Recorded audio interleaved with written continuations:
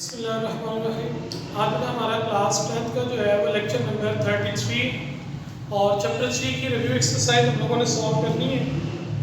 इसका question number 2 जो है वो देखिएगा, write short answer of the following question. Short question आप लोगों ने निकाले। फर्स्ट पार्ट में to define ratio give an example, ratio की डेफिनेशन लिखनी है और एग्जांपल लिखनी है। नंबर 2 में है डिफाइन प्रोपोर्शन, प्रोपोर्शन की डेफिनेशन लिखनी है और उसकी एग्जांपल लिखनी है। उसके बाद डायरेक्ट वेरिएशन की डेफिनेशन और एग्जांपल, इन्वर्स वेरिएशन की डेफिनेशन और एग्जांपल्स, और स्ट्रेट थ्योरम्स ऑफ कंपोनेंट और डिविडेंडो थ्योरम्स आप लोगों ने लिखनी है। तो ये सारी की सारी डेफिनेशंस जो है ऑलरेडी आप लोग पढ़ चुके हुए हैं। इसके जो आगे 6 वाला पार्ट है, सबसे पहले वो देखिएगा, क्वेश्चन नंबर 2 का 6 पार्ट। इसमें कहते हैं जी find x if 6 ratio x proportion 3 ratio 5। तो क्या फॉर्मूला था प्रोपोर्शन का? प्रोडक्ट ऑफ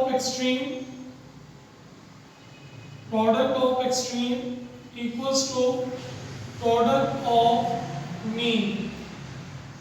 एक्सट्रीम कौन कौन सी है? First and last 6 multiply by 5, mean second and third x multiply by 3। 6 5 का 30, 3 मल्टीप्लाई हो रहा है, इधर आगे क्या हो गया? डिवाइड।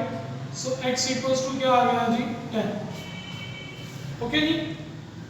आगे नंबर 7 पार्ट में कहता है, नंबर 7 पार्ट कहता है जी if x and y square varies directly, x and y square varies directly, so x is equals to k y square।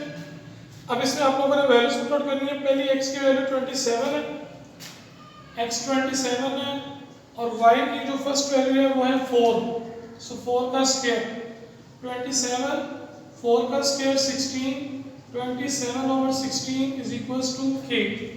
x is equals to k y square.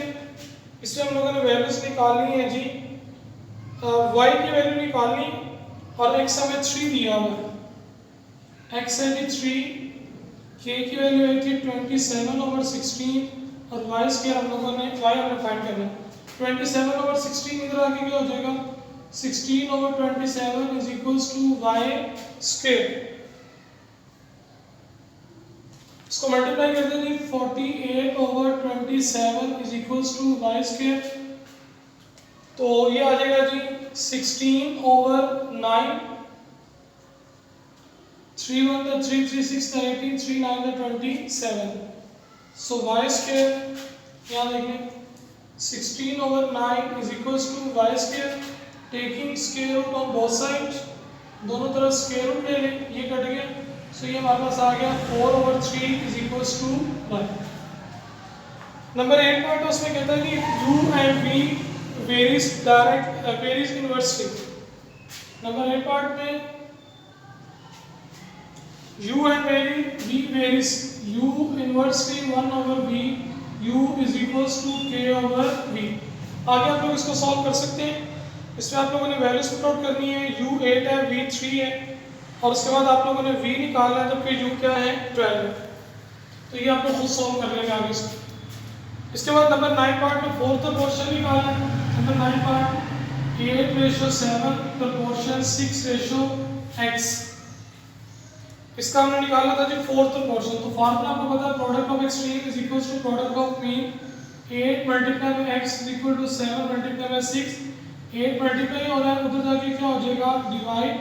7 6 का 42, 2 2 the 4, 2 1 the 2, 2 4 the 8, 21 by 4। इसके बाद number 10 part है जी find a mean proportion. इसका आपने mean proportion निकालना है। Number 10 का 16 and 49, 16 ratio x proportion x ratio 49। So product of extreme is equal to product of mean. 16 multiply by 49 is equal to x multiply by x। इन दोनों को multiply कर लीजिएगा, ये हमारे पास x स्क्वायर आ जाएगा। उसके बाद दोनों तरफ क्या ले लेंगे? स्क्वायर रूट ले लेंगे इसका, और जो भी आंसर आएगा इसका उसके साथ क्या लिखेंगे? प्लस माइनस लिखेंगे। इसको मल्टीप्लाई करके देख लीजिएगा कि इसका जो है वो क्या आ रहा है। तो फिर उसके नीचे इसका आपने स्क्वायर रूट ले लेना, स्क्वायर रूट का जो आंसर आएगा उसके साथ प्लस माइनस भी लिखिए। उसके बाद है जी थर्ड प्रोपोर्शन निकालना है 28 एंड 4 का। 28 एंड 4 का थर्ड प्रोपोर्शन निकालना है।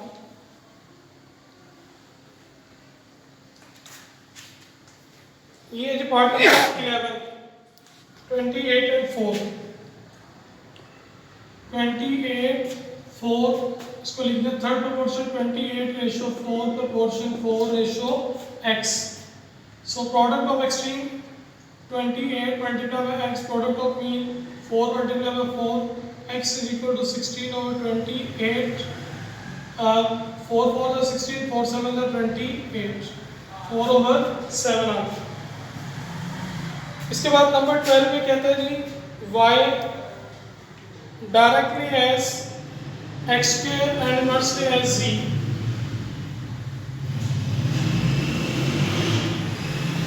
y directly as x square inversely as z। Number 12 part है directly as x square and inversely as z।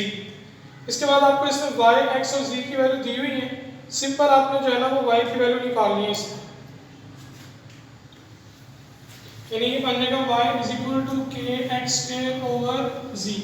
इसमें y और z और x की वैल्यू जस्ट पुट आउट कर दीजिएगा। उसके बाद जो नेक्स्ट 13 पार्ट है 13 वाला पार्ट वो भी देखिए, वो भी ऐसे ही है। इफ z डायरेक्टली है xy z डायरेक्टली है xy सो इक्वेशन बनेगी z is equal to xy। अब इसमें z xy की वैल्यू पुट आउट करके पहले k निकालें, उसके बाद xy की वैल्यू पुट आउट करके दोबारा हमने क्या निकालना है z निकालना है। लास्ट पार्ट 14 है इसका, उसमें कहते हैं जी w inversely v square. So इसकी इक्वेशन क्या बनेगी w is equal to k over v square. आगे इसमें w और v की वैल्यूज पुट आउट कर लीजिएगा और उसके बाद जो है ना वो w की वैल्यू हम लोगों ने निकालनी और आगे आप लोग उसको सिंपल इस तरीके से सॉल्व कर लेंगे। ये बेटा सारे के सारे क्वेश्चंस आप लोगों ने 3.2 एक्सरसाइज के अंदर सॉल्व किए हुए और 3.5 में भी किए हुए। आपको पता है ये जॉइंट वेरिएशन है, ये भी जॉइंट वेरिएशन है, ये इनवर्स वेरिएशन है। ये आपको पता है कि जहाँ दो से ज़्यादा वेरिएबल्स आ जाए वो जॉइंट में होता है और जहाँ दो आए वो डायरेक्ट या इनवर्स होता है। तो बेटा ये हमारा सेकंड चैप्टर यानी चैप्टर नंबर 3 जो है वो आज हमारा कंप्लीट हो गया। ये चैप्टर बहुत इंपॉर्टेंट है चैप्टर 3, क्योंकि 3 चैप्टर में से जो है वो शॉर्ट और लॉन्ग आते हैं और इसका लॉन्ग प्रोसेस बच्चों ने लाजमी करना होगा। ओके बेटा ये चैप्टर 3 कंप्लीट हो गया। ये था हमारा आज का lecture. Thank you very much.